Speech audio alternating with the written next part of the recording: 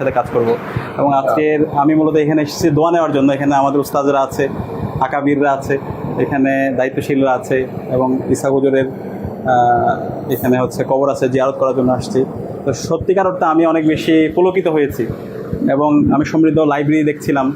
এখানে যে সংগ্রহে যে কিতাবগুলো আছে, তো আলটিমেটলি এখান থেকে কিন্তু নলেজের উৎপাদন হয়। আমরা আজকে মাদ্রাসায় শিক্ষা ব্যবস্থায় আমাদের আলেম তৈরি না হওয়ার মূল কারণ হচ্ছে আমাদের এই লাইব্রেরি অথবা লাইব্রেরির মধ্যে যে ধরনের কিতাবগুলো থাকা দরকার সেই কিতাবগুলো নাই।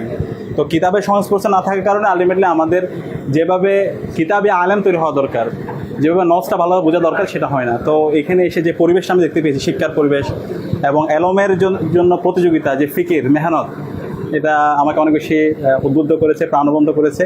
তো আমি আশা রাখবো চরমোনায় এখানে অসাধারণ যে একটা বাগান, সেই বাগানটা সারা দেশব্যাপী ছড়িয়ে পড়বে ইনশাআল্লাহ। আর আমি সবার জন্য, সবার কাছে আমাদের জন্য দোয়া চাই এবং এর সাথে আমাদের এখানে ডাকসুর নেতৃবৃন্দ এসেছেন, তাদের জন্য দোয়া চাই।